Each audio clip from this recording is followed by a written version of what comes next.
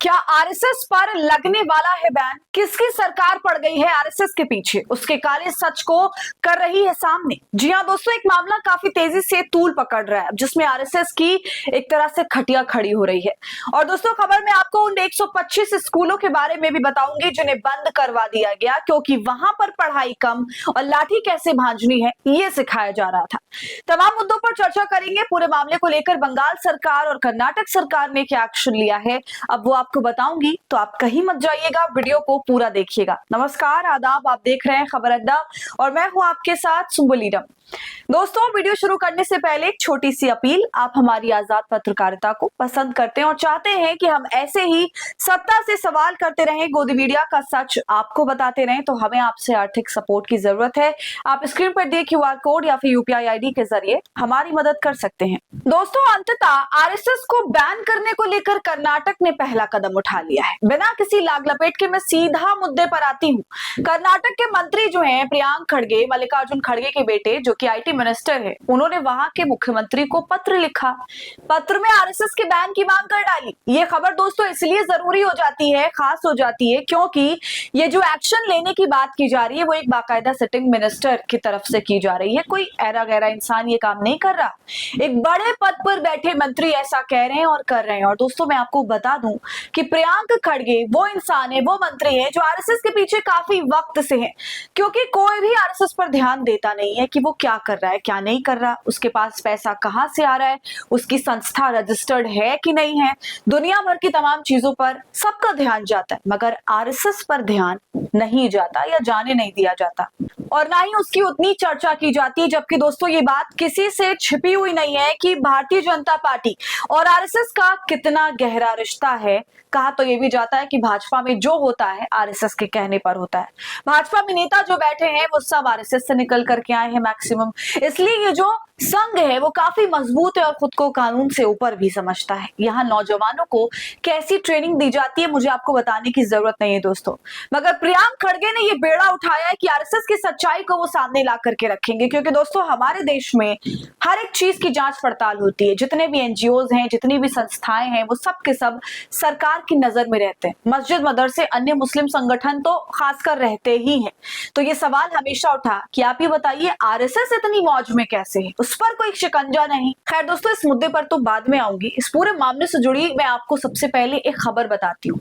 खबर पुरानी है मगर दोस्तों सच्ची खबर है। पश्चिम बंगाल के अंदर आरएसएस के 125 स्कूल को ममता बनर्जी ने बैन कर दिया। और आरोप क्या लगा है स्कूलों पर? आरोप ये लगा कि वो स्कूल जो रजिस्टर्ड थे किस चीज के लिए, पढ़ाई लिखाई कराने के लिए, लेकिन वहां लाठी डंडे कैसे चलाना है ये सिखाया जा रहा है। तो ममता की बंगाल सरकार ने उन तमाम स्कूलों को बंद कर दिया जहां पढ़ाई नहीं, डंडा भाजना सिखाया जा रहा था। लेकिन अब जो खबर निकल करके आ रही है और पहला कदम आरएसएस को लेकर के है वो ये कि आरएसएस पे कर्नाटक के अंदर बैन लगने की बात हो रही है। आईटी मिनिस्टर प्रियांक खड़गे, उन्होंने सिद्धारमैया को पत्र लिखा और पत्र में सीधे तौर पर आरएसएस पे बैन करने की मांग कर डाली। और दोस्तों, आपको बता दूं, आरएसएस पर यह आरोप है कि मनी लॉन्ड्रिंग केस में आरएसएस फंस रही है। यहाँ पे कहा जा रहा है कि मनी लॉन्ड्रिंग का केस हुआ और आईटी मिनिस्टर ये दावा किया कि दूसरा जो सवाल उठा कि देश भर में सबके लिए कानून बराबर है, सभी संस्थाओं के लिए, तो फिर आरएसएस रजिस्टर्ड क्यों नहीं है? जी हाँ दोस्तों, ये सवाल जो इस वक्त प्रियांक खड़गे उठा रहे हैं, ये सवाल कोई भी नहीं उठा रहा। लेकिन ये सवाल इतना जरूरी है क्योंकि राष्ट्रीय स्वयंसेवक संघ काफी बड़ा संगठन है और कितनी बड़ी बात है ना, कई सारे इसके ब्रांचेस हैं, कितने राज्यों में ब्रांचेस हैं, ना सिर्फ भारत के अंदर बल्कि भारत के बाहर, विदेशों में भी इनका हिसाब किताब चलता है। और सवाल ये उठाना चाहिए कि इतने सारी संख्या में इनके पास लोग मौजूद हैं, मेंबर्स हैं इस संघ के, उनके लिए फंडिंग कहां से आ रही है?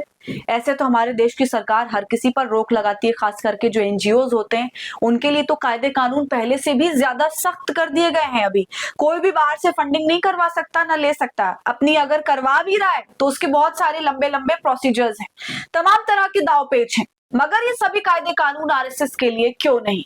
यही सवाल प्रियांक खड़गे का है दोस्तों, और उनका कहना है कि आरएसएस एक अनरजिस्टर्ड संस्था क्यों है, आरएसएस को हम रजिस्टर्ड करेंगे। ये आईटी मिनिस्टर ने कहा है क्योंकि आप जानते हैं आरएसएस जो है देश भर में फैला हुआ है, लेकिन ये रजिस्ट्रेशन इसका नहीं है। अब जब रजिस्ट्रेशन नहीं है तो ये जो संस्था है वो सरकार को टैक्स भी नहीं देती होगी, मतलब समझिए, हम और आप कंपनी चलाते हैं, मैं भी एक कंपनी अगर चला रही हूँ, मुझे भी टैक्स भरना पड़ता है, लेकिन आरएसएस इतनी बड़ी संस्था देश विदेश में है, फिर भी वो सरकार को कोई टैक्स नहीं देती, कोई पैसा नहीं देती। तो इस पे जो है आईटी मिनिस्टर ने सवाल उठाया कि आरएसएस के लिए कानून अलग क्यों है भाई, ये नॉन रजिस्टर्ड संस्था आखिर क्यों है, रजिस्टर्ड क्यों नहीं है। बिल्कुल वाजिब सवाल है दोस्तों, और ये उठना भी चाहिए कि कानून अलग अलग क्यों है, सबके लिए एक समान क्यों नहीं। यहाँ जनता अपने कफन पर भी टैक्स भर रही है और ये संघ वाले इतना बड़ा संगठन चला रहे हैं और टैक्स के नाम पर शून्य। दोस्तों, प्रियांक खड़गे ने साफ तौर पर ये बोला कि आरएसएस को हम रजिस्टर्ड करने का काम करेंगे, और उन्होंने आगे ये कहा कि कांग्रेस की सरकार आते ही आरएसएस पे पूर्ण बैन लगाया जाएगा। ये जो प्रियांक खड़गे कह रहे हैं वो उनका अब तक का सबसे तीखा हमला है, और फंडिंग और लीगल स्टेटस पर भी उन्होंने सवाल उठाया। खबर मौजूद है दोस्तों, देख लीजिए क्या लिखा है। आरएसएस एक शैतानी संगठन, बीजेपी उसकी परछाई, प्रियांक खड़गे के बयान पर बवाल। खबर में आगे ये साफ तौर से लिखा है कि प्रियांक खड़गे ने भाजपा को आरएसएस की परछाई बताया, शैडो बताया। प्रियांक खड़गे ने संघ की संवैधानिकता पर भी सवाल खड़े किए। उन्होंने संघ की तुलना शैतान से कर डाली। उन्होंने कहा कि बीजेपी की असली ताकत संघ से है, राजनीतिक विरोधियों को बीजेपी से लड़ने की जगह संघ से लड़ना चाहिए, उसे चुनौती देनी चाहिए। अगर आरएसएस नहीं होता तो बीजेपी जेडीएस से भी बदतर होती, मैं ये लिख कर दे सकता हूं, ये क्षेत्रीय पार्टियों से भी बदतर होती। आज हम जो कर रहे हैं वो शैतान के साए से लड़ रहे हैं। शैतान का साया कौन है? ये बीजेपी है। शैतान कौन है? ये आरएसएस है। अगर हम साए से लड़ना बंद करके शैतान से लड़े तो हमारा देश अपने आप बेहतर हो जाएगा। इस तरह का विस्फोटक बयान दोस्तों प्रियांक खड़गे ने दिया। ना सिर्फ बयान दिया बल्कि उन्होंने ये कहा कि आरएसएस मनी लॉन्ड्रिंग में शामिल है। संघ की फंडिंग को लेकर भी सवाल उठाए और दावा किया है कि आरएसएस के पास 2500 से ज्यादा संगठनों का नेटवर्क है। उन्होंने दावा किया कि अमेरिका और इंग्लैंड जैसे देशों में ये ऑपरेट हो रहा है। दोस्तों, प्रियांक खड़गे ने संघ को गैर कानूनी बताया और कहा कि ये जैसे सभी टैक्स भरते हैं इन्हें भी भरना चाहिए, और जो आरएसएस का गुरु दक्षिणा कार्यक्रम होता है उस पर भी गंभीर सवाल उठाए गए और संदिग्ध से बताया गया, ये कहते हुए कि इसमें जो लोग सहभागी होते हैं उसके बारे में कोई सार्वजनिक जिम्मेदारी क्यों नहीं तय की जाती। ये गुरु दक्षिणा कहां से आ रही है, कौन देता है? दूसरों के रुपयों का हिसाब रखा जाता है तो संघ को मिलने वाले फंड पर आखिर ऐसा क्यों नहीं होता? दोस्तों, ये तमाम बातें जो प्रियांक खड़गे ने कही वो बड़ी बात है, मालूम है आपको, और इस पर वाकई में सोचना चाहिए। सरकार तो इस पर कोई संज्ञान लेगी नहीं, जाहिर सी बात है। उसकी वजह क्या है आप भली भांति जानते हैं, इसलिए संज्ञान अन्य लोगों को ही लेना पड़ेगा। ये सवाल बिल्कुल खराब नहीं है, मेरे हिसाब से तो नहीं। आखिर क्यों ये संगठन गैर कानूनी है, रजिस्टर्ड नहीं है, टैक्स क्यों नहीं भरता, इसके पास पैसा कहां से आ रहा है, फंडिंग कहां से आ रही है, क्यों ये संघ इतना बड़ा है, इसमें इतनी संख्या में लोग शामिल हुए हैं, पूरा खर्च चलता है, खाना पीना, स्कूल, तमाम तरह की चीजें, इसकी ड्रेस, यूनिफॉर्म सब पहनते हैं, खर्च 1000 तरह के होते हैं संगठन के अंदर, मगर ये खर्च कहां से आ रहा है भाई, ये तो बताओ, हिसाब तो दो।